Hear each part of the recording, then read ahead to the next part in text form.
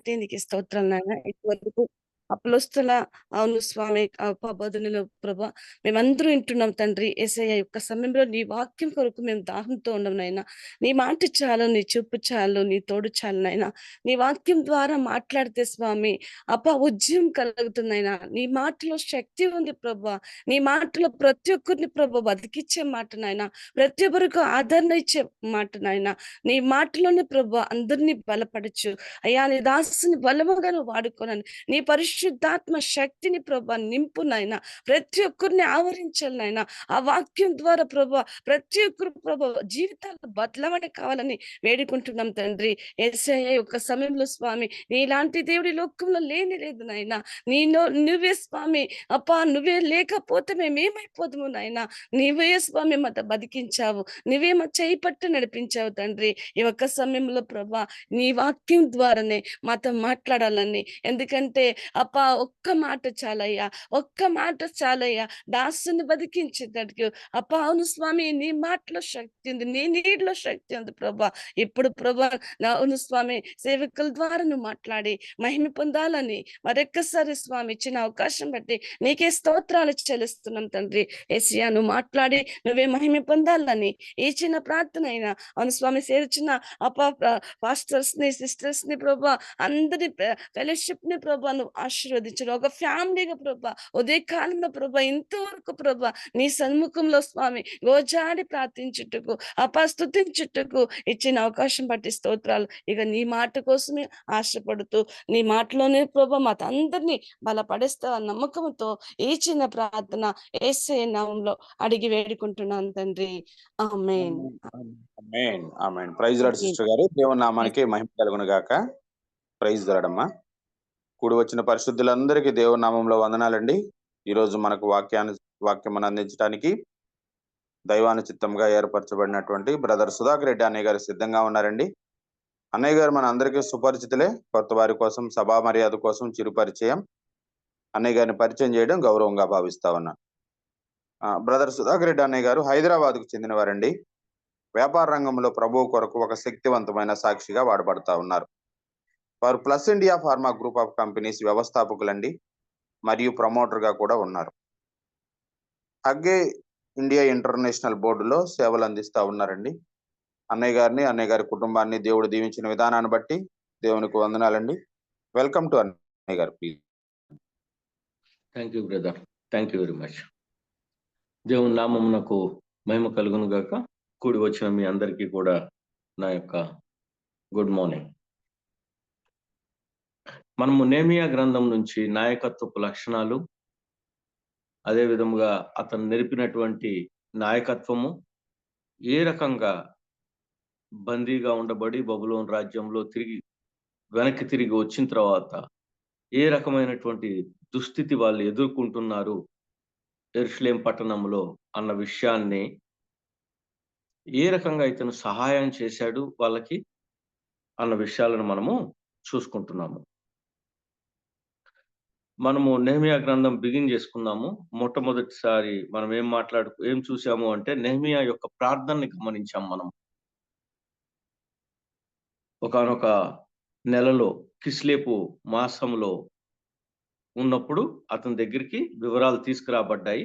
ఇలాగ దుస్థితిలో ఉంది, పట్టణం మొత్తము దుస్థితిలో ఉన్నారు, ప్రజలు దుస్థితిలో ఉన్నారు, గోడలు లేవు, దేవాలయపు గోడలు కూలిపోయి ఉన్నాయి, పట్టణపు గోడలు కూడిపోయి ఉన్నాయి అనేసి అతను చేసినటువంటి సుదీర్ఘమైనటువంటి ప్రార్థన, తన తరపున, తన జనుల తరపున, తన పితరుల తరపున మేము చేసినది పాపము, తిరిగి మేము నీ సన్నిధికి వస్తున్నాము దేవా అని చెప్పి ప్రార్థన చేసినటువంటి అంశాన్ని గమనించాం. మనము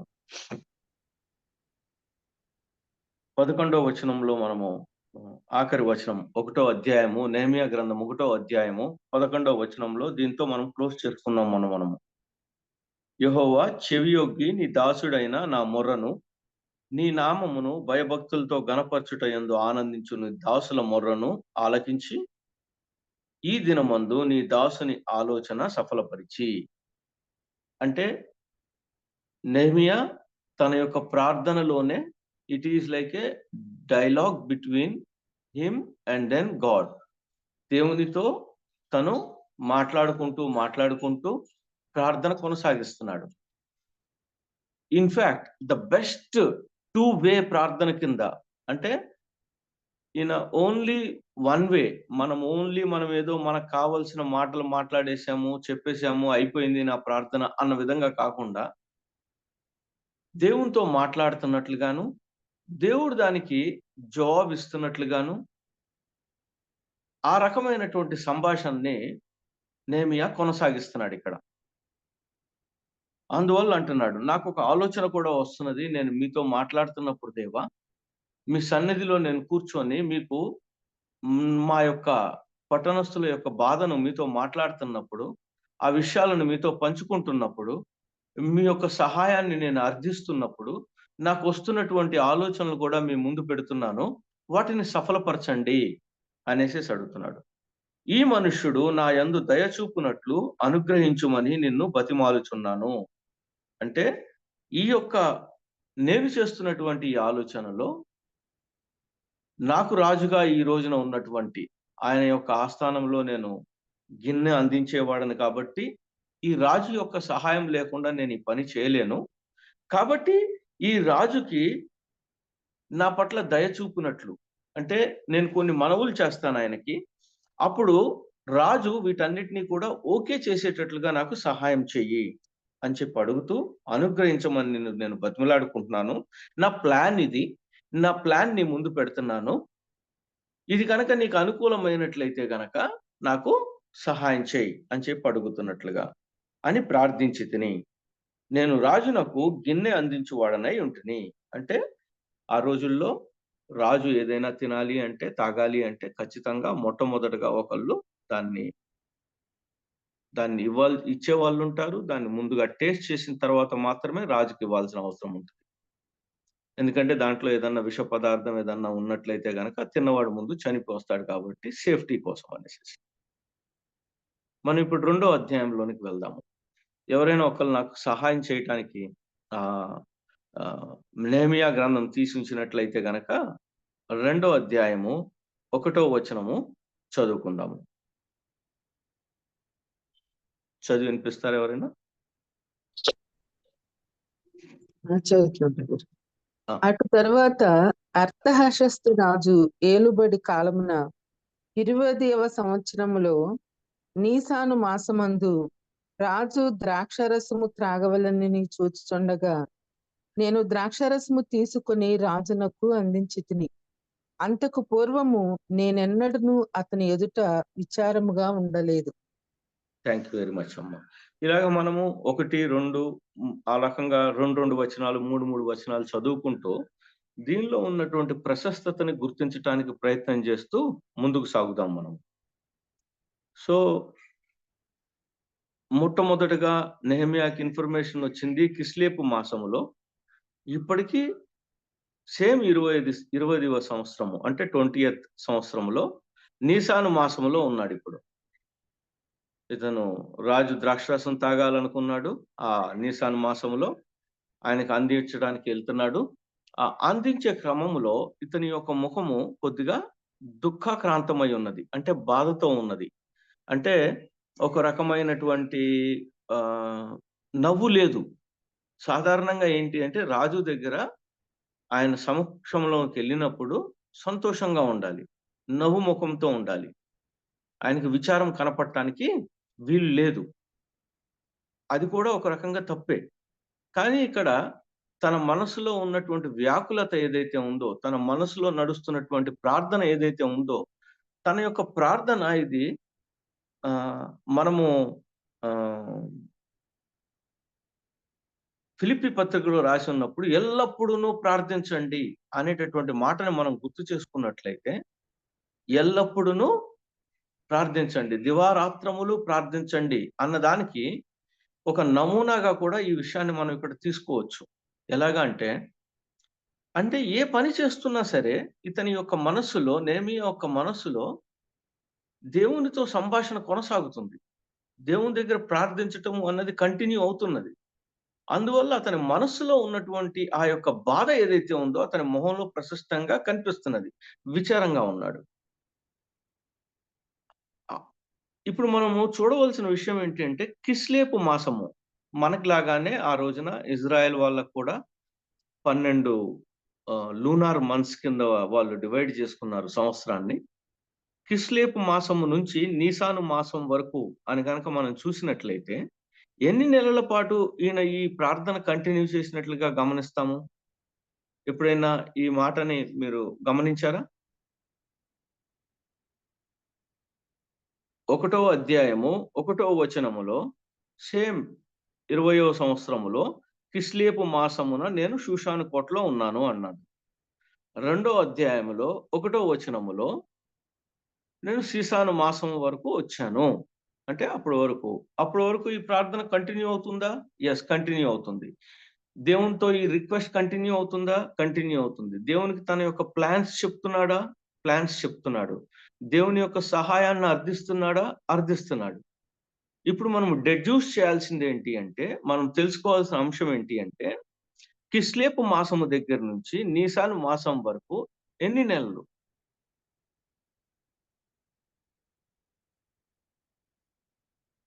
మనము గూగుల్ చేసి చూసినా సరే మనకి ఎన్ని నెలలు అనేది తెలిసిపోతుంది. సుమారుగా మధ్యలో బిగిన్ చేశాడా? లేదా ఎక్కడ బిగిన్ చేశాడు అనేది మనకు తెలియదు కాబట్టి, డే అన్నది మనకు తెలియదు కాబట్టి, మంత్ టు మంత్ గనక ఎగ్జాక్ట్‌గా చూసుకున్నట్లయితే మనం ఇది 4 నెలల పాటు ఈ ప్రార్థనని కంటిన్యూ చేశాడు నెహెమియా.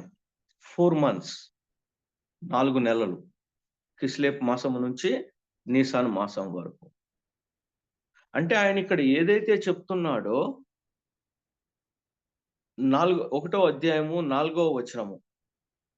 ఆ మాటలు వినినప్పుడు నేను కూర్చుండి ఏడ్చి కొన్ని దినములు దుఃఖముతో ఉపవాసముండి. కొన్ని దినములు అని ఏదైతే అంటున్నాడో, అంటే ఒక రుచికరమైనటువంటి పదార్థము తినకుండా, దాన్ని ఎంజాయ్ చేయకుండా, టోటల్ మైండ్ మొత్తము దేని గురించి ఆక్యుపై అయిపోయి ఉంది అంటే ఆ 4 నెలల పాటు నెహెమియాకి నా ప్రజలు, నా దేశము, నా ప్రాంతము వాళ్ళు అవస్థలో ఉన్నారు, వాళ్ళు బాధలో ఉన్నారు అనేటటువంటి ఆ యొక్క తీవ్రమైనటువంటి ఆ ఎమోషన్ అతన్ని పట్టి పీడిస్తున్నది. ఇది ఇక్కడ మనము కావాలని చెప్పి అతను దుఃఖంగా ఉన్నాడు అని చెప్పి చెప్పడానికి వీల్లేదు ఇక్కడ మనము. నేను అతని ఎదుట విచారముగా ఉండలేదు అన్న మాట నేను ఇప్పటివరకు ఎప్పుడు అలా లేను. కానీ నాకు విచారం వచ్చేస్తున్నది నా ముఖంలోంచి. నేను నవ్వలేకపోతున్నాను. నా మనస్సులో ఆనందం లేదు కాబట్టి, face is the indicator of our thoughts కాబట్టి, నాకు అలాగే అయిపోతున్నది నా యొక్క ముఖము. 4 నెలల పాటు ఆ తీవ్రత గమనిద్దాం మనము. ఆ ప్యాషన్ గమనిద్దాము. నా దేశము, నా ప్రాంతము బావుండాలి. ఇటువంటి అసహ్యమైనటువంటి పరిస్థితుల్లో నా ప్రజలు ఉండటానికి వీల్లేదు అన్నటువంటి ఆ యొక్క తీవ్రమైనటువంటి ఎమోషన్‌ని మనము నెహెమియాలో గమనిస్తాం. ఎప్పుడైతే ఆ రకమైనటువంటి ఎమోషన్‌తో మనం పట్టబడతామో, డెఫినిట్‌గా it is a God doing. అది డెఫినిట్‌గా అది దేవుడు అనుగ్రహిస్తేనే వచ్చేది. మనంతట మనము తెచ్చుకునేది కాదు. కొన్ని విషయాల పట్ల ఆహ్, వి వి వి గెట్ ఎన్‌గ్రోస్డ్. మనం దాంట్లో కూరుకుపోతాము. దాన్ని సరి చేయటం కోసము, దాన్ని సరిగా చూడటం కోసము, దాన్ని సరైన విధంగా మలచటం కోసము మనము కొన్ని సార్లు కొన్ని పనుల పట్ల తీవ్రంగా దానిలోనికి మనము వెళ్ళిపోతుంటాం మనము. We will try our level best. మన టైం గాని, మన ఎనర్జీ గాని అన్నిటిని కూడా దానికోసమే, ఆ పని కోసమే మనము వెచ్చిస్తూ ఉంటాం మనము. అటువంటి ఎమోషన్ ఇక్కడ. ఇంకొక ఎజెండా లేదు. వేరొక విషయం లేదు ఇంక మనస్సులో. ఓన్లీ విషయం ఏదుంది అంటే, యెరూషలేము పట్టణం ఏ రకంగా నేను బాగు చేయాలి? నేను ఏ రకంగా సహాయపడాలి? నేను చేయవలసిన పనులేంటి? దేవుని దగ్గర ఒప్పుకోవాల్సినటువంటి మాటలేంటి? ఈ రకమైనటువంటి ఎమోషన్‌తోనే నెహెమియా జీవితం ఆ 4 నెలల పాటు జరుగుతుంది. అయితే రాజు అబ్జర్వ్ చేయకుండా ఉండలేడు కదా ఈ మాటని. ఖచ్చితంగా రాజు అబ్జర్వ్ చేశాడు.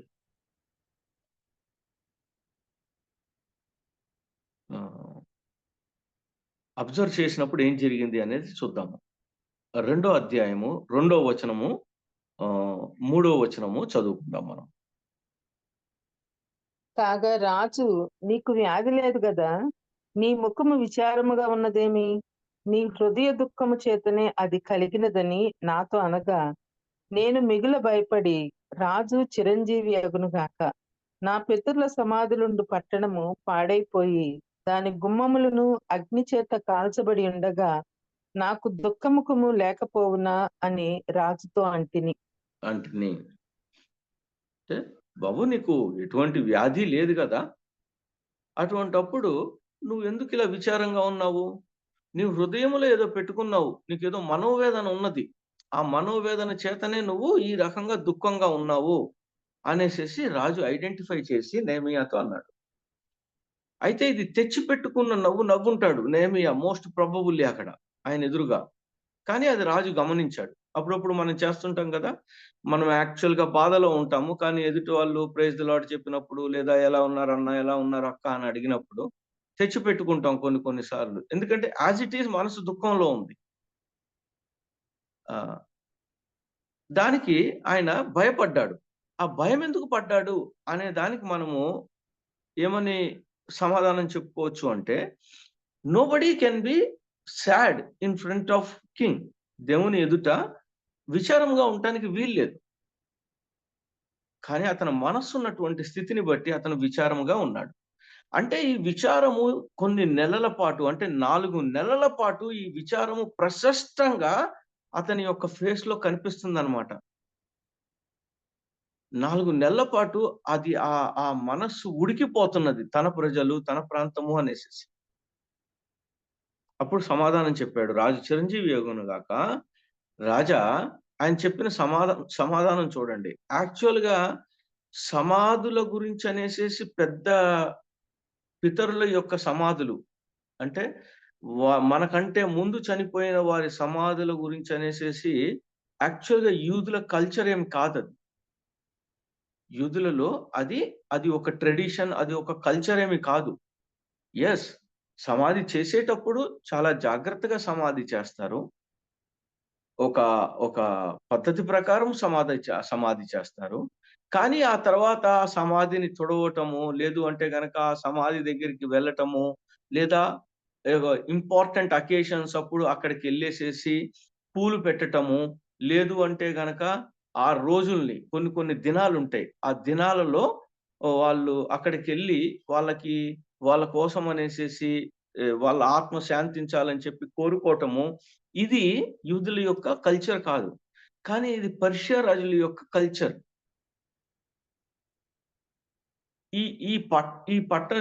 ఈ షూషాను కోట ఏదైతే ఉందో, ఆ కోటలో ఉన్నటువంటి యొక్క రాజు ఎవరైతే ఉన్నారో, ఇది వాళ్ళ యొక్క కల్చర్. కాబట్టి ఈ మాటల్లో ఏం చేశాడు అంటే, ఎంత తెలివైన మాటలు దేవుడు నెహెమీయాకు అనుగ్రహించాడు అంటే ఇంకొక రకంగా ఆలోచిస్తే, ఎప్పుడైతే ఒక విషయం గురించి మనము తీవ్రత కలిగి దేవుని సన్నిధిలోకి వెళ్తామో, దేవుడు ఎదుటి వారిని, ఆ ప్రార్థన చేస్తున్న వారిని ఎలా ప్రిపేర్ చేస్తాడు అంటే, మనము యోహాను సువార్తలో చదువుకుంటాం. మిమ్మల్ని అధికారుల ముందు నించోపెట్టినప్పుడు మీరు ఏమి మాట్లాడుదామా అని చెప్పి ఆలోచించుకోవాల్సిన అవసరం ఏమి లేదు.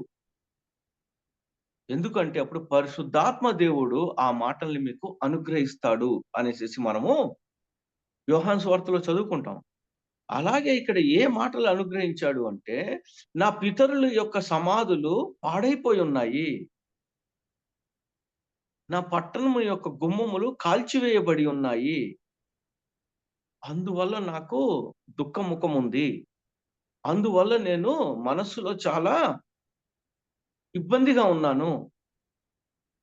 అంటే నేను అలా ఉండగలుగుతానా నేను సంతోషంగా దేవా అని చెప్పి అడిగాడు రాజు.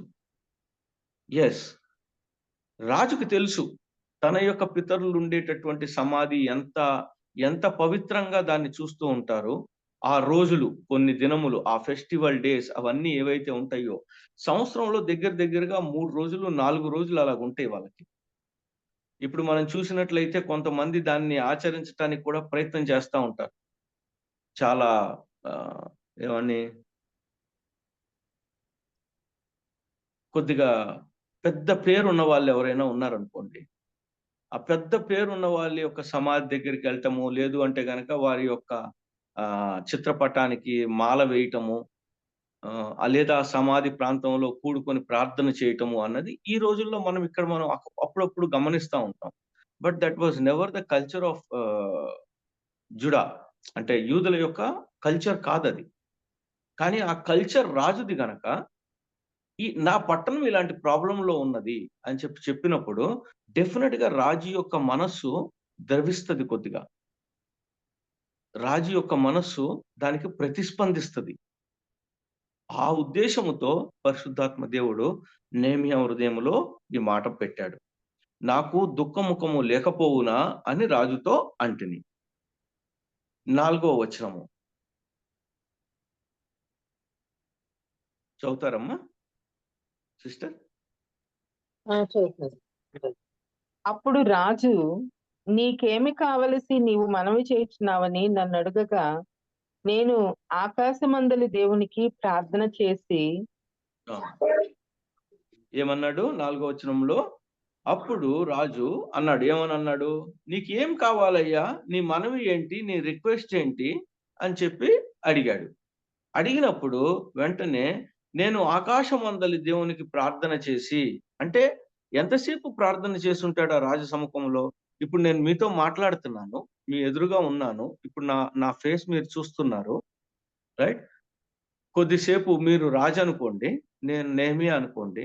మీరు నన్ను అడిగారు, నెహెమ్యా ఏం కావాలయ్యా నీకు, నీ మనవేంటయ్యా చెప్పయ్యా అని చెప్పి అడిగారు మీరు నన్ను. అడిగితే నేను వెంటనే కళ్ళు మూసుకొని ప్రార్థన చేయటం అనేది అలా ఉండదు కదా. మీ ఎదురుగా రాజు ఎదురుగా అలా చేయగలుగుతానా? మీరు రాజు కదా. రాజు ఎదురుగా అలా చేయగలుగుతానా? చేయకూడదు కదా. అంటే ఈ ప్రేయర్ అన్నది ఎంత కంటిన్యూస్ ప్రాసెస్ కింద ఉంది. దేవుని దగ్గర లేదా దేవుని యొక్క సింహాసనం దగ్గర నెహెమ్యా పడుతున్నటువంటి యాతన, ఆ ఎమోషన్ ఏదైతే ఉందో అది ఏ రకంగా ఉంది అంటే, మనసులోనే థ్యాంక్ యూ లార్డ్, ధన్యవాదాలు తండ్రి, నీకు వందనాలు నాయనా, ఈ ఎగ్జాక్ట్‌గా నాకు కావాల్సినటువంటి మాట రాజు యొక్క నోట్లోంచి వచ్చింది. ఎందుకు అంటే 1వ అధ్యాయములో 11వ వచనములో మనం చూసుకున్నాము. ఈ మనుష్యుడు, ఈ రాజు నా యందు దయ చూపునట్లు అనుగ్రహించు అని చెప్పినటువంటి నా ప్రార్థన నువ్వు నాకు అనుగ్రహించావు. ఈ మనుషుని యొక్క అనుగ్రహం నా మీద జరిగేటట్లుగా చూడమని చెప్పి నేను నిన్ను అడుగుతూ వచ్చాను. అది జరిగింది నాకు. Thank you lord. Thank you very much lord. ధన్యవాదాలు తండ్రి. ప్రొఫ్యూజ్లీ అంటే హృదయం అంతటితో దేవునికి థ్యాంక్ యూ చెప్పాడు అక్కడ. నా హృదయంలో నేను ప్రార్థన చేసి అన్నటువంటి మాట మనము వింటున్నప్పుడు, నేను ఆకాశమందలి దేవునికి ప్రార్థన చేసి 5వ వచనములో 5, 6 వచనాలు చదువుకుందాం. రాజుతో, నీ సముఖమునందు నేను దయ పొందిన ఎడల నా పితరుల సమాధులుండు పట్టణమును తిరిగి కట్టునట్లుగా నన్ను యూదా దేశమునకు పంపుడని వేడుకొనుచున్నానని నేను మనవి చేసి తిని. అందుకు రాజు రాణి తన యొద్ద కూర్చుని ఉండగా, నీ ప్రయాణము ఎన్ని దినములు పట్టును, నీవు ఎప్పుడు తిరిగి వచ్చేదవని అడిగాను. నేను ఇంతకాలమని చెప్పినప్పుడు రాజు నన్ను పంపుటకు చిత్తము గలవాడాయెను. సో మీరు ఈ ప్రశ్న నన్ను అడిగారు కాబట్టి, నేను మీ యొక్క దయను పొందాను కాబట్టి, రాజా నా పట్టణాన్ని నేను నిర్మించుకోవటానికి, దాన్ని బాగు చేసుకోవటానికి నాకు కొద్దిగా లీవ్ కావాలి. ఇంతకీ ఇదంతా దేని గురించి? లీవ్ అప్లికేషన్ ఇచ్చాడు ఆయన అక్కడ. మన భాషలో చెప్పుకోవాలంటే, నేను ఇలాగ వెళ్తాను, నన్ను కొద్దిగా పంపించినట్లయితే నేను యూదా దేశం వెళ్తాను, వెళ్ళి కొద్దిగా నేను అక్కడ వాటి విషయాలను బాగు చేసుకొని నేను వస్తాను అని అన్నాడు. అప్పుడు రాజు రాణి కలిసి ఉన్నారు అక్కడ. కలిసి ఉన్నారు కాబట్టి, ఎన్ని రోజులు వెళ్తావయ్యా? ఇది ఈ ఎన్ని రోజులు వెళ్ళటము, నేను ఏ ఏ పనులు చేస్తాను, ఎన్ని రోజులు నాకు సమయం పడుతుంది అనేది ఆల్రెడీ బ్లూ ప్రింట్ ఉంది. లైక్ ఒక ఇంజినీర్ ఉంటాడు చూడండి. ఇప్పుడు మనకి తెలియకపోవచ్చు. కానీ ఒక ఇంజినీర్ మనకి ఏవండి ఇదిగోండి, ఇదిగోండి ఇక్కడ ఇలాగ వస్తదండి. ఇక్కడ ఇది బెడ్‌రూమ్ వస్తదండి. ఇక్కడ కిచెన్ వస్తుందండి. ఈ కిచెన్ పక్కన ఈ డోర్ వస్తదండి. ఈ డోర్ పక్క నుంచి ఇలాగ ఎళ్ళినట్లయితే ఇదిగో ఈ సైడ్‌కెళ్తామండి. అది తూర్పు అవుతుందండి అని చెప్పి ఎలా అయితే ఆ బ్లూ ప్రింట్ గీస్తారో వాళ్ళు, వాళ్ళ మనసుల్లో, వాళ్ళ మైండ్స్‌లో ఉండిపోతదది మొత్తం కూడా. అదే రకంగా నెహెమియా కూడా ఒక ఇంజినీర్ బ్రెయిన్ లాగా ఎన్ని రోజులు పడతది అనే విషయం కూడా రాజుతో ముందే చెప్పేశాడు. నాకిన్ని రోజులు పడతది. ఇన్ని రోజుల్లో నేను మీ దగ్గరికి తిరిగి వచ్చేస్తాను అనేటటువంటి మాటని చెప్పేశాడు. అప్పుడు రాజు ఓకే. ఇంత ఇంత క్లియర్‌గా నువ్వు మాట్లాడుతున్నప్పుడు ఇంకెటువంటి ప్రాబ్లమ్ లేదు అని చెప్పి అతనికి ఆ లీవ్ శాంక్షన్ చేయటం జరిగింది. వెళ్ళిరా అని చెప్పి చెప్పటం జరిగింది. జరిగినప్పుడు అక్కడికి వెళ్ళటం ఒక్కటే ఇంపార్టెంట్ కాదు నెహెమియాకి. బట్ ఇంకొక ఇంపార్టెంట్ థింగ్ ఏంటంటే అక్కడికి వెళ్లి చేయవలసినటువంటి పనులు, దానికి కావాల్సినటువంటి సామాగ్రి, దానికి కావాల్సినటువంటి వనరులు, దానికి కావాల్సినటువంటి ప్రజలు. మనం అంటాం కదా! ఏదైనా ఒక పని చేయటానికి మనకి మెన్ కావాలి, మెటీరియల్ కావాలి అండ్ టైమ్ కావాలి. టైమ్ అనుగ్రహించబడింది. నేను ఇంత కాలంలో వస్తాను అని చెప్పినప్పుడు. ఇప్పుడేం కావాలి ఇంకా? మెటీరియల్ కావాలి. మెన్ ఆల్రెడీ అక్కడ అవైలబిలిటీ ఉన్నారు. తన దేశ ప్రజలే ఉన్నారు. యూదులున్నారక్కడ. ఇటువంటి దుఃఖముతో ఉన్నవాళ్ళు ఉన్నారు. ఎందుకంటే వీళ్ళందరూ వచ్చారు ఇక్కడ. ఈ హకల్య వీళ్ళందరూ, అకల్య సోదరులు వీళ్ళందరూ కూడా, హనన్యా వీళ్ళందరూ కూడా వచ్చారు. కాబట్టి హి నోస్ మెన్ అవైలబిలిటీ ఉన్నారు. టైం దొరికింది. ఇప్పుడు మెటీరియల్ కావాలి. మనము 6వ వచనములో 7వ వచనములో అదే మాట మనము చూస్తాం మనము. 7వ వచనము, 8వ వచనము చదువుకుందాం ఇట్లు సిస్టర్. కాక రాజుతో నేను ఇట్లాంటిని, రాజునకు అనుకూలమైతే యూదా దేశమున నేను చేరు వరకు నన్ను దాటించున్నట్లుగా నది అవతలనున్న అధికారులకు తాకీదులను, పట్టణ ప్రాకారమునకును మందిరముతో సంబంధించిన కోట గుమ్మములకును నేను ప్రవేశింపబోవు ఇంటికిని దూలములు మ్రానులు ఇచ్చినట్లుగా రాజుగారి అడవులను కాయు ఆసాపునకు ఒక తాకీదు ఈడని అడిగితిని. అలాగు నాకు తోడుగా ఉండి నాకు కృప చూపుచున్న నా దేవుని కరుణా హస్తము కొలది రాజు నా మనవి ఆలకించెను. రాజు నా మనవి ఆలకించెను. అంటే స్క్వేర్‌గా మళ్ళీ తిరిగి దేవునికి ఈ యొక్క గొప్పతనాన్ని ఆపాదిస్తున్నటువంటి విషయాన్ని మనము గమనిస్తాం. దేవా, రాజు యొక్క హృదయము కదిలింది అంటే, రాజు యొక్క హృదయము దీనికి అంగీకారము తెలిపింది అంటే, ఇది కేవలము నీ వల్ల మాత్రమే సాధ్యము. అదర్‌వైజ్ ఇది పాసిబిలిటీ లేదు దేవా అని యాక్సెప్ట్ చేస్తూ, ఈ దయ పొందేటట్లుగా నీవు రాజు యొక్క హృదయాన్ని మార్చినందులకు మనకి కీర్తనల్లో ఉంటది. రాజుల హృదయములు దేవుని చేతిలో నీటి కాలువల వలె ఉంటాయంట. దాన్ని తన చిత్తము ప్రకారము తిప్పుతూ ఉంటాడంట. ఈ మధ్య ఈ ఎలక్షన్స్ గురించి అనేసేసి చాలా సార్లు చైన్ ప్రేయర్స్ అనేసేసి 24 అవర్స్ అని 48 అవర్స్ అనేసేసి మనం ప్రేయర్ చేస్తూ వచ్చాం మనం. సరే, కుదిరినంత సమయంలో కాంట్రిబ్యూట్ చేశాము, కంటిన్యూ చేశాము. బట్ వన్ థింగ్ మనం ఎప్పుడు కూడా గుర్తుంచుకోవాల్సింది, ఒక మాట గుర్తుంచుకోవాలి. ఏంటి అంటే, దేవుని యొక్క ఒప్పుకోలు లేకుండా ఆ పదవిలో ఉండటానికి ఎవరు కూడా కుదరదు. However the man may plan, man ఎంత పెద్ద ప్లాన్ చేసినా సరే, బెస్ట్ ఆఫ్ ద ప్లాన్ చేసుకోవచ్చు గాక మనిషి, బెస్ట్ ఆఫ్ ద మెటీరియల్ ఉండొచ్చు గాక మనిషి దగ్గర. అంటే నేను ఈ పని చేయటానికి నాకు కావాల్సిన సామాగ్రి మొత్తము ఉంది, ఎలా చెయ్యాలి అనే ప్లాన్ టోటల్ గా ఉన్నది, ఇది ఫుల్ ప్రూఫ్ గా ఉన్నది. అంటే మూర్ఖుడు కూడా దాంట్లో ఎక్కడా ఏమీ చూపించలేడు. నాకు ఇగో దీంట్లో తప్పు ఉంది అని చెప్పి చెప్పలేడు. అంత ఫుల్ ప్రూఫ్ ప్లాన్ ఉన్నా సరే But yet, without his intervention, without his okay, అది ఏది కూడా అవ్వదు. ఎంతన్నా నాటకాలు ఆడొచ్చు కాక మనం దేవుడు దయ చూస్తాడు, అది చేస్తాడు, ఇది చేస్తాడు అనేసి మనం ఎన్నైనా సరే మాట్లాడవచ్చు కాక, బయటకు మాట్లాడవచ్చు కాక.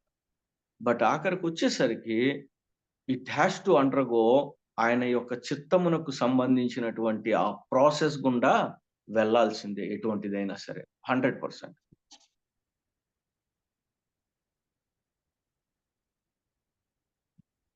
నాకు కృప చూపుచున్న నా దేవుని కరుణా హస్తము కొలది రాజు నా మనవి ఆలకించెను. అంటే ఎంత గుమ్మాలకి ఏం కావాలి, కోట గుమ్మాలకి ఏం కావాలి, నేను వెళ్తున్నప్పుడు నాకు ఎంత చెక్క అవసరమై ఉంటది, నాకు ఎంత కలప అవసరమై ఉంటది, నాకు ఎటువంటి రికమెండేషన్ లెటర్స్ కావాలి, అక్కడ ఉన్నటువంటి అధికారులు ఎవరు, అక్కడ ఉన్నటువంటి ఆసాపులు ఎవరు, వాళ్ళందరికీ కావాల్సినటువంటి ఆ రికమెండేషన్ లెటర్స్ అన్ని కూడా రెడీ చేసుకుని వెళ్ళేటట్లుగా నెహెమియా ప్లాన్ చేశాడు. ప్రార్థన దానిలో ఇమిడి ఉన్నటువంటి ప్లాన్ మనం చాలా క్లియర్ కట్ గా ఇక్కడ మనము గమనిస్తూ ఉంటాం. ఇంటెంట్, నెహెమియా యొక్క హృదయములో ఉన్నటువంటి ఇంటెంట్ అంటే లోనున్నటువంటి ఆ యొక్క హృదయములో ఉన్నటువంటి ఆ ప్లాన్ ఎంత పర్ఫెక్ట్ గా ఉందో మనము గమనించుకోవచ్చు. అటువంటి విషయాలను ఆ రకమైనటువంటి ప్రార్థనను దేవుడు అంగీకరిస్తాడు. అంటే ఈ ప్రార్థన సత్యమైనది, ట్రూత్ఫుల్, అండ్ దెన్ ఇది ఆయన యొక్క ఆత్మలోంచి పుట్టినటువంటి ప్రార్థన. తండ్రి, మేము మిమ్మల్ని వర్షిప్ చేస్తున్నప్పుడు, మేము మీ సన్నిధికి వస్తున్నప్పుడు మేము ఆత్మలోను సత్యములోను మేము ఆ రకంగా చేయటానికి, ఆ ప్రార్థన చేయటానికి, ఆ వర్షిప్ చేయటానికి సహాయం చేయండి అని చెప్పి మనం అడుగుతూ ఉంటాం కదా. ఆ మాట మనకి యోహాను సువార్త 4వ అధ్యాయంలో కూడా ఉంటది. దేవుణ్ణి ఆరాధించువారు ఆత్మలోను సత్యములోను చేయాలనేసి. సో ఆ రకమైనటువంటి ప్రార్థనని మనం ఇక్కడ నెహెమియా దగ్గర గమనిస్తున్నాం మనం.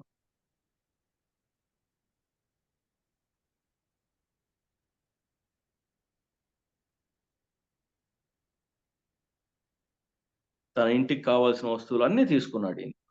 తీసుకున్న తర్వాత 9వ వచనం చదువుకుందాం అమ్మా.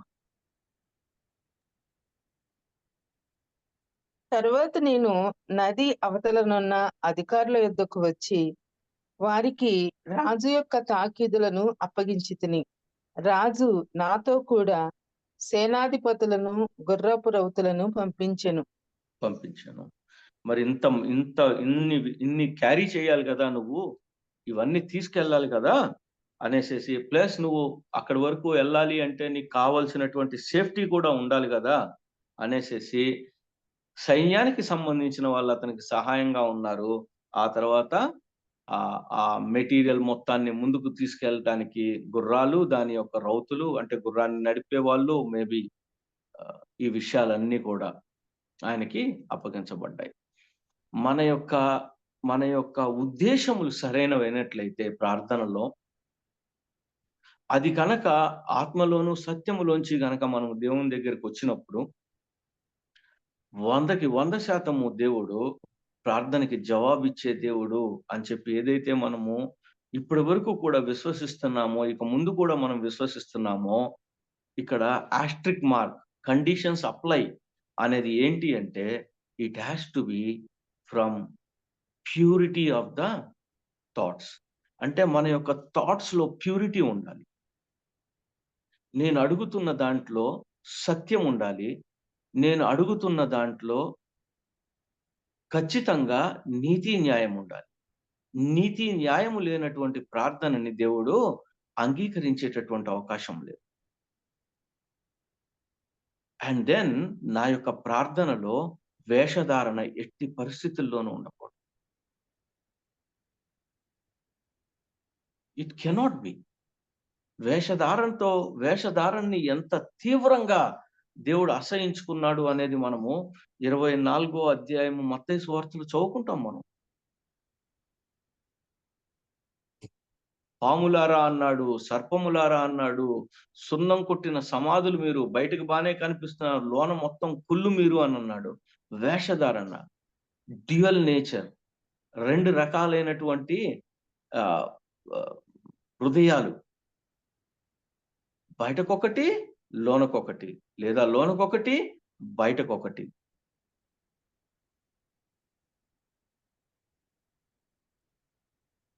నాతో కూడా సేనాధిపతులను గుర్రపు రౌతులను పంపించెను. ఎప్పుడైనా సరే దేవుని యొక్క రాజ్యము గురించి, ఆయన నీతిని గురించి ఎప్పుడైతే మొట్టమొదటి అడుగు పడుతుందో వెంటనే ఏం బిగిన్ అవుతుంది?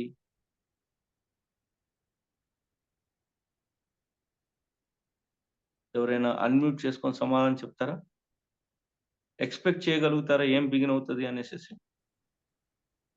సాతాను ఆటంకాలు ఆ పనిలో కలిగిస్తారు. థ్యాంక్ యూ వెరీ మచ్ అమ్మా. You will be tested. మనం టెస్ట్ చేయబడతాం టు ద కోర్. ఒక్కొక్కసారి పనిని బట్టి ఆ తీవ్రత చాలా ఎక్కువగా ఉండొచ్చు.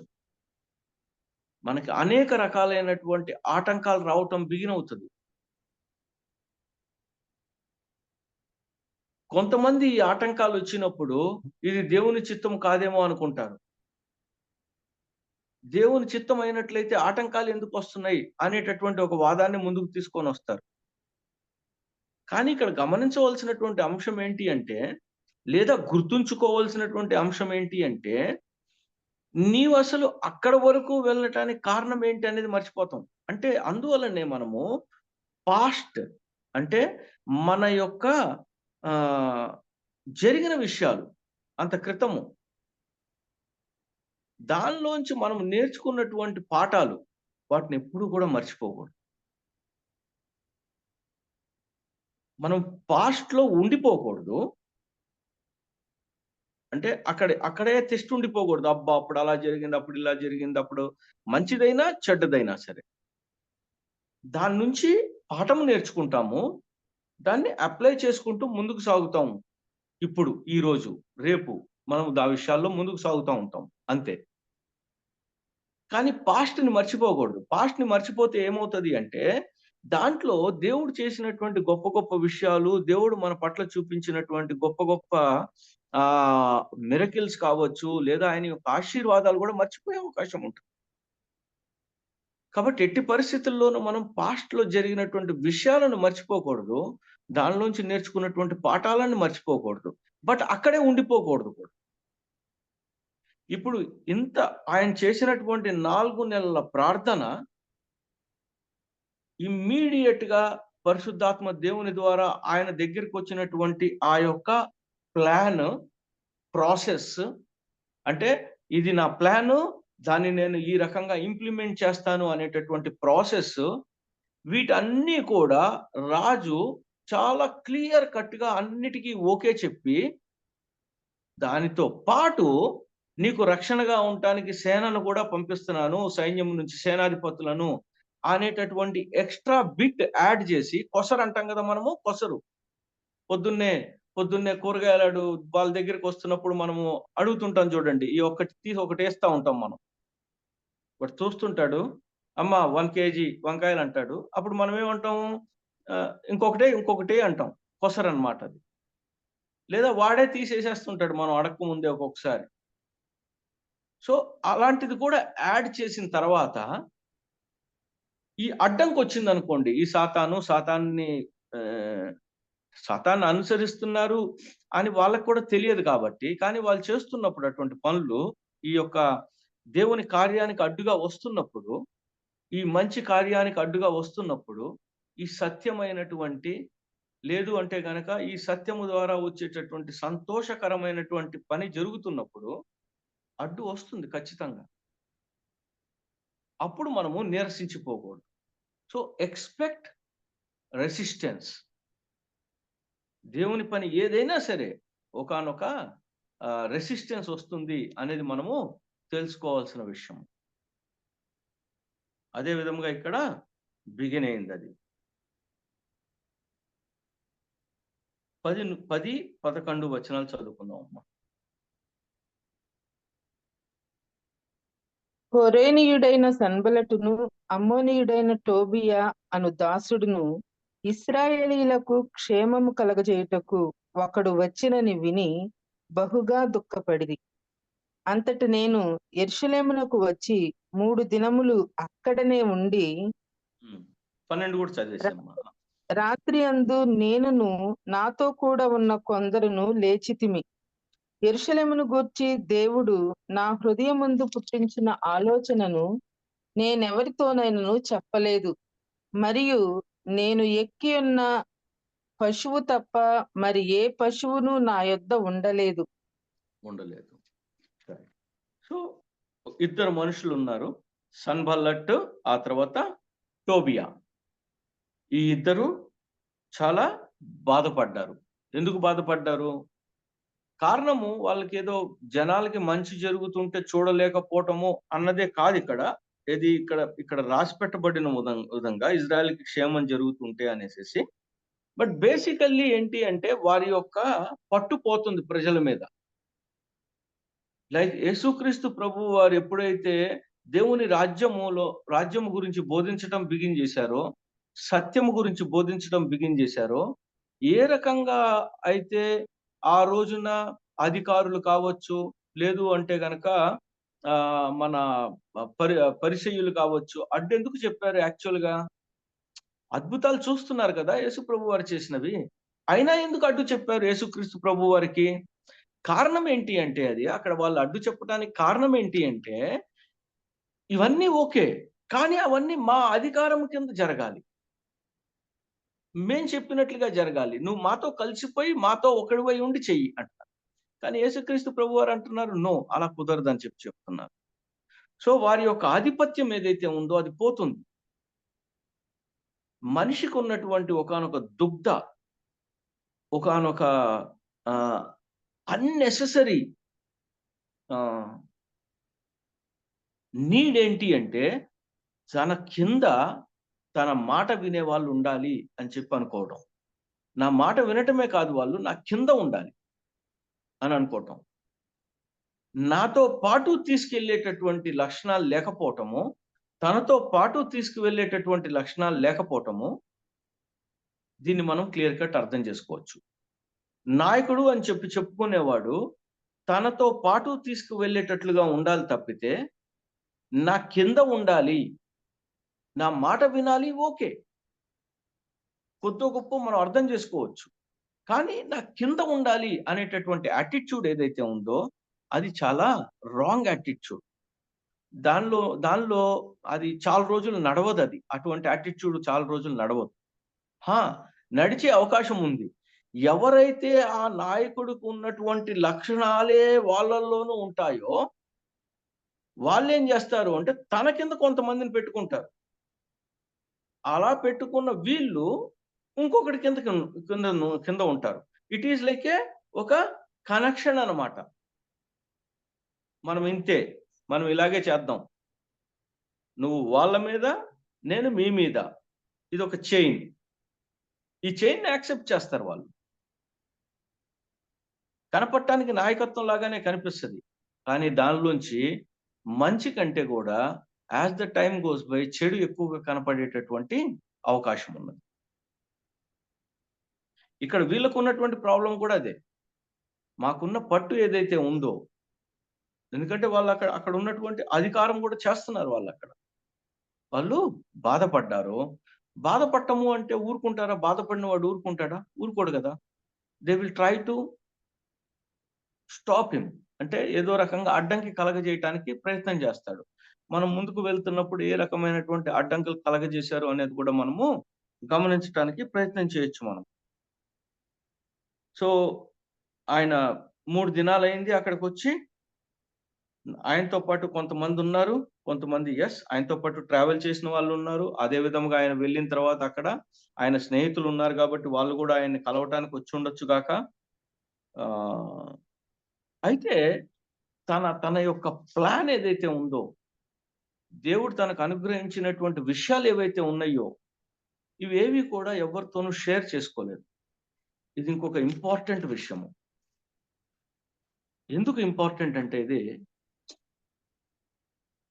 ఒక నాయకుడికి వచ్చినటువంటి విజన్ లేదు, దర్శనము లేదు అంటే గనక, దేవుడిచ్చినటువంటి ఆలోచన ఏదైతే ఉందో, అది ఇతరులు దాన్ని అంత తొందరగా యాక్సెప్ట్ చేయలేకపోవచ్చు. ఎందువల్ల చేయలేరు అంటే, ఆ మనిషి దేవునితో ఉన్నటువంటి ఆ సంబంధము ఏదైతే ఉందో, ఆ థింకింగ్, ఆ ప్రాసెస్ ఏదైతే ఉందో, it is difficult to understand by the other people. ఎలా ఇంత పెద్ద పని జరుగుతుందా? అవ్వదు. అబ్బో, నువ్వు వచ్చేసేస్తే అయిపోతుందా ఏంటి? ఎందుకంటే పక్క నుంచి సన్బల్లట్టు, టోబియాలు కూడా ఉన్నారు కదా, వాళ్ళు కూడా చెప్తా ఉంటారు కదా, ఇది జరిగే పనేనా కాదా అన్న విషయాలు కూడా చెప్తా ఉంటారు కదా. సో ఇట్ ఈస్ లైక్ ఒక స్ట్రగుల్ అన్నది ఉంటుంది.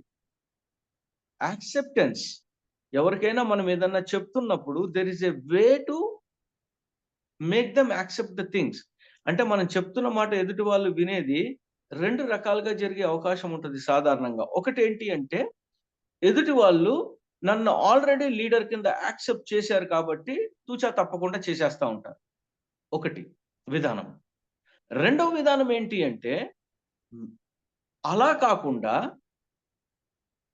నేను వాళ్ళని దీనిలో ఉన్నటువంటి మంచితనము, దీంట్లో ఉన్నటువంటి గొప్పతనము, దీని నుంచి బయటకు వస్తున్నటువంటి రిజల్ట్ వాళ్ళకి అర్థమయ్యేటట్టు చెప్పగలగటం. మీరు చూడండి, వ్యత్యాసం చూడండి మీరు. వాళ్ళు నన్ను లీడర్‌గా యాక్సెప్ట్ చేశారు కాబట్టి ఇది జరిగి తీరవలసిందే అంట. ఇది నా కంపెనీ, నేను ఎలా చెప్తే అలా జరగాలి అని అంట. అదేమవుతుంది? ఒక రకమైనటువంటి అథారిటేటివ్ నేచర్, ఒక రకమైనటువంటి కొద్దో గొప్ప డిక్టేటరిజం లాగా. యూ హ్యావ్ టు ఫాలో అండి, అంతే. నేను చెప్పింది చేయాల్సిందే. అది అథారిటేటివ్ నేచర్, ఆటోక్రాట్ నేచర్ అంటాం దాన్ని మనం. ఆ రకంగా ప్రవర్తిస్తుంటారు. అది ఒక్కొక్కసారి ఫెయిల్ అయిపోవచ్చు. We really do not know. ఎదుటివాడు గనుక వేరే విధంగా ఆలోచిస్తే ఒక్కొక్కసారి పోవచ్చు. రెండోది ఏంటి అంటే, మేక్ దెమ్ యాక్సెప్ట్. నేను ఇది ఇలా చేస్తున్నాను, ఇలా చేసినప్పుడు ఇదిగో ఈ మంచి జరుగుతది. ఈ మంచి కంటిన్యూగా జరిగినప్పుడు ఇదిగో ఇంతమంది దీనికి మేలు పొందుతారు. అందువల్ల టోటల్‌గా మనకి రిజల్ట్ వస్తది. ఈ రిజల్ట్‌ని బట్టి నువ్వు ఆనందిస్తావు, మనందరము కూడా ఆనందిస్తాము అని చెప్పి చూపించగలుగుతాం. ఇది పవర్‌ఫుల్‌గా ఉంటది. ఇది చాలా శక్తివంతముగా ఉండి, ఇది మనస్తుల్లో. సో ఇప్పుడు వాళ్ళు కాజ్ అంటే ఒక విషయం కోసము, కాజ్ ఒక కారణము కోసము, ఒకదాన్ని సాధించటం కోసము వాళ్ళ యొక్క మనస్సులు సిద్ధపరచబడటం. And it is a process. ఇది చాలా టైం పడుతుంది. అలా చేయటానికి చాలా టైం పడుతుంది. అందువల్ల ఎప్పుడూ కూడా దేవుడు చెప్పింది చెప్పినట్లుగా లొడ ఇతరులకు చెప్పేయకూడదు. ఇట్ ఈస్ ఎ ప్రాసెస్ అన్నది అర్థం చేసుకోవాలి మనం కూడా. అలా చెప్పటానికి కూడా సరైనటువంటి సమయం ఉంటది. అది ఎక్కడెక్కడ ఎలా బహిర్గతం చేయాలి అన్న దానికి కూడా నెమ్మదిగా మనకి పరిశుద్ధాత్మ దేవుడు సహాయం చేస్తూ ముందుకు తీసుకొని వెళ్తాడు. ఒకటేసారి అంత గొప్ప విషయాన్ని ఎదుటి వాళ్ళు గ్రహించలేకపోవచ్చు. సో అందువల్ల అయి ఉండొచ్చు. మనం ఇక్కడ నేర్చుకునేది ఏంటి అంటే, నెహెమ్యా, నేను ఎవరితోనైనా చెప్పలేదు, మరియు నేను ఎక్కి ఉన్న పశువు తప్ప మరి ఏ పశువు నా యొద్ద ఉండలేదు. ఈ పశువు యొక్క ప్రస్తావన ఎందుకు వచ్చి ఉండొచ్చు అంటే, షో ఆఫ్ ఏమి చేయలేదు అక్కడ నెహెమ్యా. నార్మల్‌గా ఈ రోజుల్లో మనం చూస్తున్నది ఏంటి? నేను వస్తున్నాను అంటే ఒక ఒక ఒక ఒక ఆహ్, ఒక 20 కార్లు రావాలి. ఆ తర్వాత ప్రత్యేకమైనటువంటి ఎన్విరాన్మెంట్ క్రియేట్ చేయబడాలి. ఆహ్, అంటే ఒక ఒక రకమైనటువంటి ఒక ఎన్విరాన్మెంట్ అక్కడ నార్మల్‌గా ఉండకూడదు. వేరుగా అయిపోవాలి. ఆ పరిస్థితులన్నీ కూడా వేరుగా అయిపోవాలి. ఆ వేరుగా అయిపోయినటువంటి పరిస్థితుల్లోనే అప్పుడు వాళ్ళు మా లీడర్ వెళ్తున్నాడు అని చెప్పి జనాలు అనుకోవాలి అని అనుకుంటారు వాళ్ళు. కానీ ఇక్కడ నెహెమ్యా మనకి నేర్పిస్తున్నది, లేదా మనం నేర్చుకోవాల్సింది ఏంటి అంటే, షో ఆఫ్ ఆస్కారం లేదు ఇక్కడ. షో చేయవలసినటువంటి అవసరం లేదు. ఎందువల్ల అంటే రిజల్ట్ చెప్తుంది నీకు రేపొద్దున. బయటకు వస్తున్నటువంటి ఆ యొక్క పరిస్థితులు ఏవైతే ఉన్నాయో అవి నెమ్మదిగా అవి మాట్లాడటం బిగించేస్తాయి.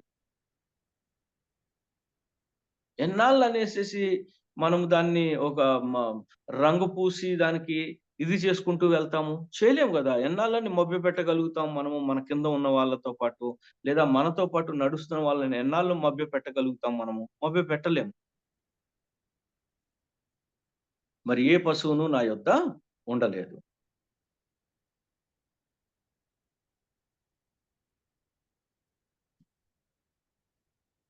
పదమూడు, 14, 15 చదువుకుందామమ్మా. చదువుకొని మనం క్లోజ్ చేసుకుందాము. నేను రాత్రికాలమందు లోయ ద్వారము గుండా భుజంగపు బావి ఎదుటికి పెంట ద్వారము దగ్గరకును పోయి పడద్రోయబడిన యెరూషలేము యొక్క ప్రాకారములను చూడగా దాని గుమ్మములు అగ్ని చేత కాల్చబడి ఉండెను. తరువాత నేను బుగ్గ గుమ్మమునకు వచ్చి రాజు కోనేటికిని వెళ్ళితిని గాని నేను ఎక్కియున్న పశువు పోవుటకు ఎడము లేకపోయెను. నేను రాత్రి అందు మడుగు దగ్గర నుండి పోయి ప్రాకారమును చూచిన మీదట వెనకకు మరలి లోయ గుమ్మములో బడి తిరిగి వచ్చి తిని. 16 కూడా అమ్మా.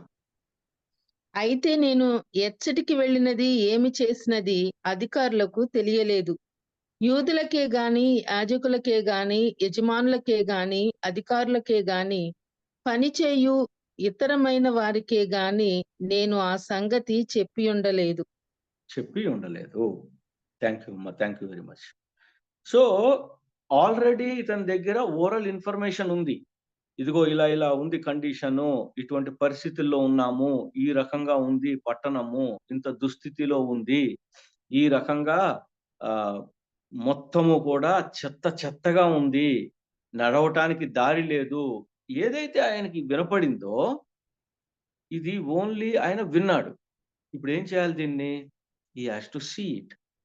అంటే ఒక ఇన్స్పెక్షన్ అన్నది లేదు అంటే గనక మన కళ్ళతో మనం చూడటం అన్నది చాలా ఇంపార్టెంట్ ఒక నాయకుడికి. ఎప్పుడూ కూడా వచ్చినటువంటి ఇన్ఫర్మేషన్ని సెకండ్ ఒపీనియన్ అంటాం. మా మెడికల్ లాంగ్వేజ్ లో మేము ఎక్కువగా సెకండ్ ఒపీనియన్ అంటాం. ఏమన్నంటే ఒక డాక్టర్ గారు డయాగ్నోస్ చేశారు. ఫర్ ఎగ్జాంపుల్ మొన్న ఒక బ్రదర్ ఉన్నారు శ్రీనివాస్ అనేసి, మా చర్చ్ లో ఆయన వన్ ఆఫ్ ద లీడర్స్ అన్నమాట. అతనికి డాక్టర్ అన్నాడు, నువ్వు ఎంఆర్ఐ తీసుకురా, ఎంఆర్ఐ చేసి వచ్చిన తర్వాత నేను చెప్తా అన్నాడు. ఎంఆర్ఐ చూసిన తర్వాత ఆపరేషన్ పడుతుంది అని చెప్పాడు ఒక డాక్టర్. సరే, అది ఆ జాయింట్ లో నాకున్న పరిజ్ఞానంతో నేను ఇదిగో ఇది జరిగింది, మినిస్కస్ కొన్ని సిగ్నల్స్ ఇస్తుంది, లిగమెంట్ కొద్దిగా ఇక్కడ కొద్దిగా ఏదైనా టేర్ ఉందా, లోన నుంచి టేర్ ఉన్నట్లుంది, యాంటీరియర్ టేర్ ఉంది, ఇలాగా కొన్ని నేను అది చెప్పి, బట్ ఇది సాధారణంగా ఫిజియోథెరపీతో కూడా తగ్గే అవకాశం ఉంటుంది, నాకు తెలిసిన అవగాహన.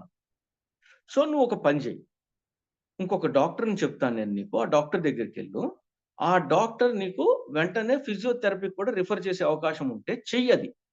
చేసిన తర్వాత నీ నొప్పి ఎలా ఫీల్ అవుతున్నావు అని చూడు. నువ్వు ఆ ఫిజియోథెరపీ కంటిన్యూ చేసినట్లయితే నీకు నొప్పి నెమ్మదిగా తగ్గే అవకాశం ఉందో లేదో అసెస్ చేయి. వెంటనే ఆపరేషన్ ఎందుకు, సెకండ్ ఒపీనియన్ వెళ్ళు అని చెప్పారు. సో లక్కీగా అతను నాకున్న కొద్దిపాటి నాలెడ్జ్ వీటన్నిటిని ఒప్పుకుంటాడు కాబట్టి ఏం జరిగింది అంటే వెళ్ళాడు. వెళ్తే నిజంగానే అలాగే జరిగింది. డాక్టర్ ఎస్ అండి, ఇది ఫిజియోథెరపీ చేయండి, చేస్తే కనుక మీకు దాన్ని స్ట్రెంగ్తెన్ చేద్దాం, ఆ మజిల్ ఏదైతే ఉందో ఆ మజిల్ ని స్ట్రెంగ్తెన్ చేద్దాం. మజిల్ని ఎలా స్ట్రెంగ్తెన్ చేస్తామో దానికి వర్క్ చెప్పాలి. మనం అనుకుంటున్నట్టు నడవటము అలా కుదరకపోవచ్చు ఒక్కోసారి. అక్కడ ఉన్నటువంటి ఆ మజిల్ కి, అంటే ఆ కండరానికి ఎక్సర్సైజ్ ఇవ్వాలి మనం. ఆ కండరానికి ఎక్సర్సైజ్ ఇవ్వాలి అంటే ఎలాంటి ఎక్సర్సైజ్ చేయాలి అని చెప్పి కొద్దిగా బాల్తో కొన్ని, దిండుతో కొన్ని ఆయన ఎక్సర్సైజ్ చెప్పాడు. ఇప్పుడు ఆయనకి ఆపరేషన్ అక్కర్లేకుండా ఈ ట్రైయింగ్ ద ఫిజియోథెరపీ. అంటే ఇక్కడ మనం ఏం చేసాము, సెకండ్ ఒపీనియన్ తీసుకున్నాం మనం. ఈయన కంటే ఆయన ఎక్స్‌పర్ట్ అని కాదు కానీ, but it is always better. 2 బుర్రలు ఒక బుర్ర కంటే మంచిది. అంటే 2 brains are better than 1 brain అని అనుకుంటాం కదా మనము. అదే విధంగా. సో, ఆయన విన్నాడు, చూసాడు అన్ని విషయాలు ఆయన. కానీ ఈయనేం చేశాడు అంటే, ఎళ్ళాడు, ద్వారాల గుండా ఎళ్ళాడు, ప్రాకారాల గుండా ఎళ్ళాడు, రకరకాల గుమ్మాలుంటాయి అక్కడ. మన గొర్రెల గుమ్మం అనేసేసి, అలాగే రకరకాల పేర్లు పెట్టించుకున్నారు. మనం ఈ రోజున ఎలా అయితే నగర్ అనేసేసి, కాలనీ అని చెప్పి పెట్టుకుంటున్నామో మనము ఐడెంటిఫై చేయటం కోసం అనేసేసి, అలాగా గుమ్మాలుండేవి యెరూషలేం పట్టణంలో. అది గుర్తనమాట. అన్నీ ఇన్స్‌పెక్ట్ చేసుకున్నాడు. ఇన్స్‌పెక్ట్ చేసి చూసాడు. తన కళ్ళతో తాను అన్నీ చూసుకున్నాడు. అదే విధముగా ఆయన ఏం చేస్తున్నాడు, ఏంటి అనేది ఎవ్వరికీ కూడా తెలియకుండా చూసుకున్నాడు. అంటే ఫస్ట్ హ్యాండ్ నాలెడ్జ్ తీసుకున్నాడు. 1 విన్నాడు. 2 ఇప్పుడు స్వయంగా తను చూసుకున్నాడు. ఇది నిజమేనా? కాదా? ఎంత దురవస్థలో ఉంది పట్టణము? ఎంత నేను చేయవలసిన పని ఇంత కరెక్టేనా కాదా? లేదా నా ప్లాన్‌లో నేనేదన్నా చేంజ్ చేసుకోవాలా? నేను తెచ్చినటువంటి సామాగ్రి దీనికి సరిపోతదా లేదా? లేదా ఎక్స్‌ట్రా ఏమన్నా చేయాల్సిన అవసరం ఉంటదా? ఏ రకంగా నేను దేవుడు నాకిచ్చినటువంటి ఈ యొక్క వనరులు ఏవైతే ఉన్నాయో, వీటన్నిటిని నేను సద్వినియోగం ఎలా చేయాలి? అనే దానికి సంబంధించినటువంటి ఒక ఫుల్ ప్రూఫ్ మ్యాప్ చేసుకోవాలి అంటే, you have to be in the field. ఫీల్డ్‌లోకెళ్ళి ఉండాలి మనము. ఉంటేనే మనకి తెలిసేటటువంటి అవకాశం ఉంటుంది. ఎవ్వరికీ చెప్పలేదు. ఏ అధికారులకి చెప్పలు, తను క్లోజ్‌గా ఉండే వాళ్ళతోనూ చెప్పలేదు. ఏం చెప్పలేదు. ఇప్పుడు మీరు చెప్పండి. నెక్స్ట్ ఆయన మాట్లాడేటటువంటి మాట ఏదైతే ఉంటదో, ఈ మాట ఎంత శక్తివంతంగా ఉండే అవకాశం ఉంటదో ఆలోచించండి. ఎందువల్ల శక్తివంతంగా ఉంటది? డీప్ నాలెడ్జ్ ఉంది ఆయనకి. ఏంటి జేయాలి మనము అనేది. యెస్. ఎలా చెయ్యాలి అనేటటువంటి ప్లాన్ ఉంది ఆయన దగ్గర. ఆ ప్లాన్ అవలంబించాలి అంటే ఏ రకమైనటువంటి ప్రాసెసెస్ చేయాలి? ఎవరెవరు ఎక్కడెక్కడ ఎలా ఎలా పని చేయాలి? అనేది తెలుసు ఆయనకి. కావలసినటువంటి సామాగ్రిని తీసుకొచ్చుకున్నాడాయన. ఈ వివరాలన్నీ ఉన్నటువంటి మనిషి ఇప్పుడు గనక వచ్చి, ఇదిగో ఈ పని మనం చేయబోతున్నాము. ఇది మనము చేయగలుగుతాము అనంటే నమ్ముతారా? నమ్మరా? డెఫినిట్‌గా నమ్మేటటువంటి అవకాశము ఎక్కువగా ఉంటది. ఎందుకంటే గాల్లో మాట్లాడతలేదాయన. మనం చేసేద్దామండి, అయిపోతదండి, పనైపోతదండి అని చెప్పట్లేదు. నేను మాట్లాడేటప్పుడు ఇదిగో నేను లోయ ద్వారం చూశాను. ఇదిగో నేను గొర్రెల గుమ్మం చూశాను. ఇదిగో నేను ప్రాకారాన్ని చూశాను. ఇదిగో నేనక్కడ ఆ పశువుతో నేనక్కడికి ఎంటర్ అవ్వలేకపోయాను. ఎందుకంటే అక్కడ అంత కూల్చివేయబడినటువంటి ఆ కాంక్రీట్ ఉందక్కడ. లేదా ఇటుకలు ఉండిపోయినయి, పాడైపోయినవి. దాన్ని క్లీన్ చేసుకుంటే గాని కుదరదు.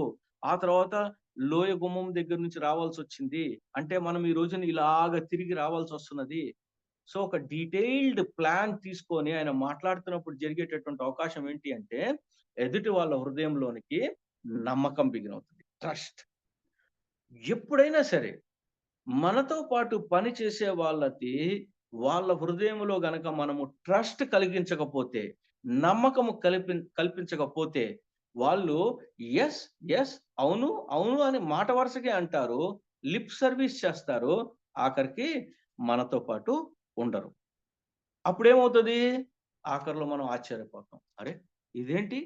మొన్నటి వరకు ఓకే, ఓకే, సరే, సరే, బావుంది, సూపరు, డూపరు అని అన్నారు గదా! ఇప్పుడేంటి ఇలాగొచ్చింది? అనేసేసి అనుకుంటాం. అలా కాకుండా ఒక నాలెడ్జ్డ్ ప్రెజెంటేషన్ చేసినప్పుడు మనం ఏం చేయాలి? నేనేం చేయాలి? నేను తీసుకొచ్చినవి ఏం చేస్తాయి? మీరేం చేయాలి?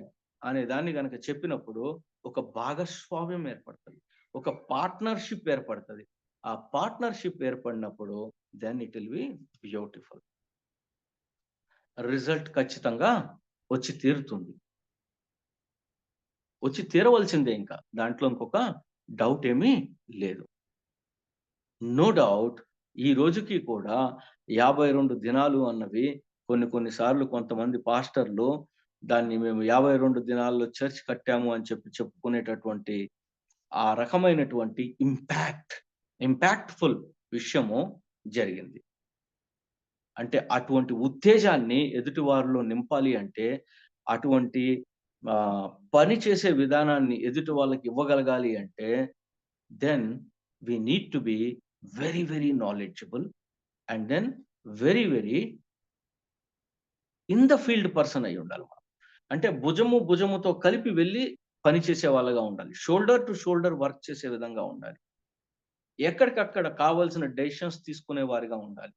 అది ఎప్పుడు సాధ్యపడుతుంది అంటే, when I have the knowledge. అందువల్లనే దేవుడు విషయ పరిజ్ఞానము మీ వంతు, విషయాల గురించి దానికి సంబంధించిన సమాచారం సేకరించటము మనిషి వంతు. ఎనార్మస్ మైండ్ ఇచ్చాను నేను మీకు అందరికీ, ఒకే రకమైనటువంటి మెథడ్ ఇచ్చాను. గూగుల్ ఇచ్చాను, అనేక GPT చాట్లు ఇచ్చాను, అనేక విషయాలు ఇచ్చాను, నేను మీకు పుస్తకాలు ఇచ్చాను. మీ మధ్యలోకి చాలా మంది పెద్ద బాగా నాలెడ్జ్ ఉన్న వాళ్ళని పంపించాను నేను మీ మధ్యలోనికి. వాళ్ళ దగ్గర నుంచి మీరు కావలసిన విషయాలను తీసుకోండి. మీ జీవితానికి కావాల్సిన విషయాలు, మీరు చేయవలసిన పనులకు సంబంధించినటువంటి విషయాలను తీసుకోండి. అది విషయ పరిజ్ఞానం, అది నాలెడ్జ్. దాన్ని తీసుకొని వచ్చి నాకు ఇవ్వండి. నా యొక్క సింహాసనము దగ్గర, కృపాసనము దగ్గరికి తీసుకొని వచ్చి దాన్ని పెట్టండి. దానికి నేను జ్ఞానము, విజ్డమ్ అనే దాన్ని యాడ్ చేసి మీకు ఇస్తాను. And it will B 100% powerful. 100% అది పవర్ఫుల్ గా ఉంటుంది. ఎప్పుడు మనము నాలెడ్జ్ని, విజ్డమ్ని కలిపి చూసుకోకూడదు. రెండు ఒకటి కాదు. నాలెడ్జ్ వేరు, విజ్డమ్ వేరు. Wisdom comes only from God above. దేవుని దగ్గర నుంచి మాత్రమే వస్తుంది ఆ విజ్డమ్. నాలెడ్జ్ మన చుట్టుపక్కల అవైలబిలిటీ ఉంది.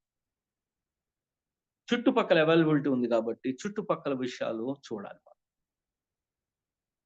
అందువల్లనే బిల్లీ గ్రామ్ గారు అన్నారు, ఒక చేతిలో బైబిల్ ఉంటే ఒక చేతిలో న్యూస్ పేపర్ ఉండాలి. ఆ రోజుల్లో న్యూస్ పేపర్, ఈ రోజున మనము సరి అయినటువంటి సమాచారం మన దగ్గర ఉండాలి. That is the must. Nehemiah చేసింది ఇక్కడ అదే పని. మనము next will continue the chapter and then try to learn Nehemiah యొక్క నాయకత్వపు లక్షణాలు, మనకి ఏం మాట్లాడుతున్నాడు దేవుడు దీని ద్వారా అనేసి ప్రార్థన చేసుకుందాం. జీవాధిపతి అయినటువంటి మా తండ్రి, మహోన్నతుడు అయినటువంటి మా దేవానికి వందనాలు తండ్రి. మీరు మాతో మాట్లాడుతున్నటువంటి విధానాన్ని బట్టి మీకు వందనాలు. మా యొక్క డీప్ ఇన్సైడ్ లో కావాల్సినటువంటి చేంజెస్ ని తీసుకుని రండి. మేము బ్రతుకుతున్నటువంటి సమాజంలో మేలు చేసేవారిగాను, మేలైనటువంటి విషయాలను మాట్లాడేవారిగాను,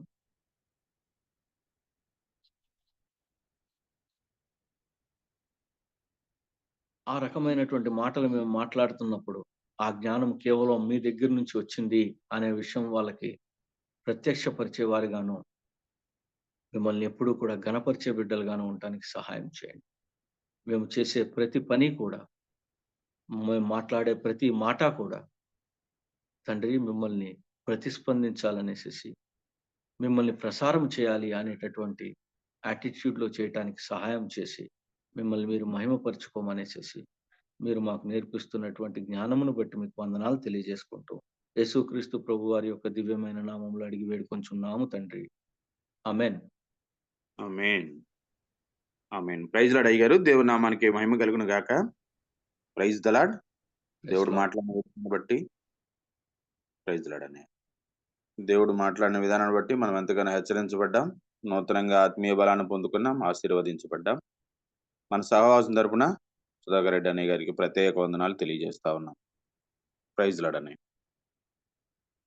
మన మధ్య ఉన్నటువంటి పాస్టర్ జామి రవికుమార్ అయ్యగారు మీరు సిద్ధంగా ఉన్నట్లయితే ముగింపు ప్రార్థన, పరలోక ప్రార్థన, ఆశీర్వాదం ఇవ్వండి ప్లీజ్. ప్రార్థన చేసుకుందామండి. పరిశుద్ధం ఎంత అంటే నీ బంగారు పాదాలు కొందరం ప్రభావ, నీ ప్రేమను బట్టి కృపను బట్టి వందనాలు తండ్రి. నీ సేవకులు ప్రభావ సుధాకర్ రెడ్డి గారి ద్వారా ప్రభావ నెహెమియా జీవితానికి సంబంధించిన అనేక అంశాలు, నాయకత్వానికి సంబంధించిన అనేక అంశాలు ప్రభావ, ఎక్కడైతే తండ్రి మేము పొరపాటు చేస్తున్నాం అనేక అంశాలు ప్రభావ నువ్వు తెలియజేసిన దాన్ని బట్టి వందనాలు చెల్లిస్తున్నాను తండ్రి. అయ్యా ప్రభావ మేము సరి చేసుకుని ముందుకెళ్ళగలిగే భాగ్యం తెచ్చుకొని ప్రార్థన చేస్తున్నాను తండ్రి.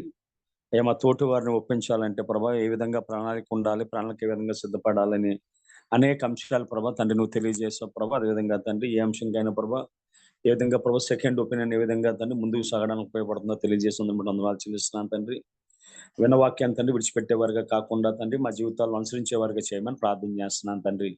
ఈ విధంగా తండ్రి వారి అనుభవాల ద్వారా అదేవిధంగా వారికి ఇచ్చిన ప్రభావ తండ్రి వాక్య జ్ఞానాన్ని బట్టి వందనాలు చెల్లిస్తున్నాను తండ్రి. నీ సేవకుడు కావాల్సిన శక్తి, బలము, ఆరోగ్యము తండ్రి అదేవిధంగా ప్రభావ ఆయన యొక్క తండ్రి వ్యాపారంలో ప్రభ దీవెన కుమారులను దీవించమని సహాయం చేయమని ప్రార్థన చేస్తున్నాం. ప్రత్యేకంగా ప్రభ ఎత్తోడ వాక్యాన్ని తండ్రి 30 దంతులుగా 60 దంతులుగా 100 దంతులుగా ప్రభావ ఫలింపు చేయమని ప్రార్థన చేస్తూ ఉన్నాను తండ్రి.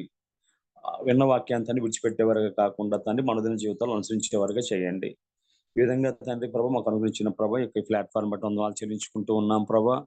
అయ్యా లోకంలో ఎవరి ముఖం చూడక ముందే ప్రభ నీ ముఖం చూడడానికి, ఎవరి మాటలు వెనక ముందే ప్రభ నీ వాక్యం వినడానికి, అదేవిధంగా ప్రభు ఒక అవసరాల్లో ఒకరి కోసం ప్రార్థించడానికి ఇచ్చిన శ్రేష్టమైన ప్రభు ఈ ప్లాట్ఫామ్ బట్టి మాకు వందనాలు చెల్లించుకుంటూ దీన్ని ఏర్పాటు చేసిన బాబీ రత్నాకర్ గారిని వారి కుటుంబాన్ని దీవించండి. సహకరిస్తున్న ప్రభు అయ్యా తన స్వరూప్ గారిని, జాన్సన్ గారిని, ఝాన్సీ గారిని, కోర్టు వారిని ప్రతి ఒక్కరిని పేరు పైన దీవించమని ప్రార్థన చేస్తున్నాను. తన సహాయం తెచ్చండి.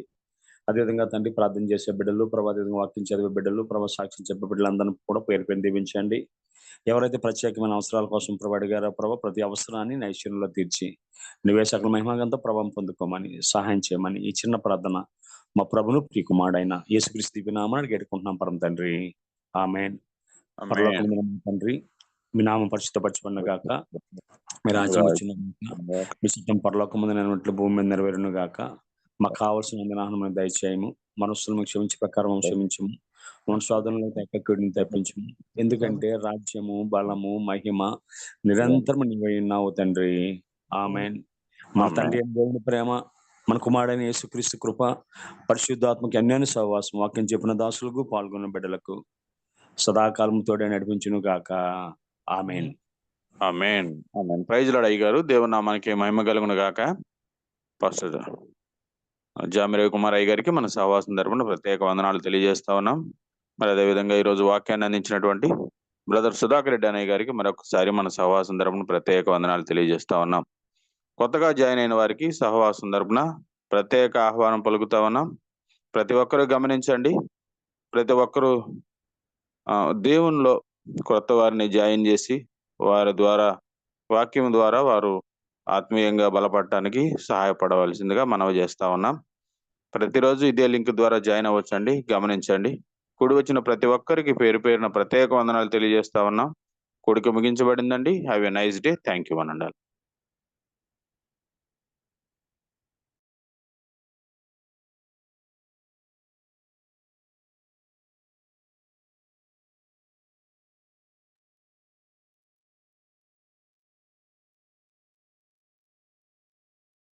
మా జాన్సన్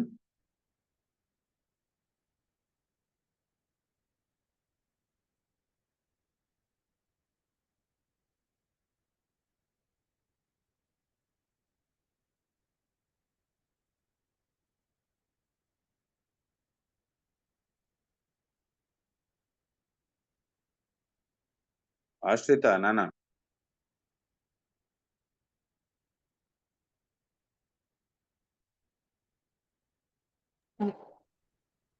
అన్న జాన్సన్ హోస్ట్ లో ఉన్నారనండి. ల్యాప్టాప్ ద్వారా క్లోజ్ చేయను వీలైతే. ఒక్క నిమిషం ట్రై చేస్తాను.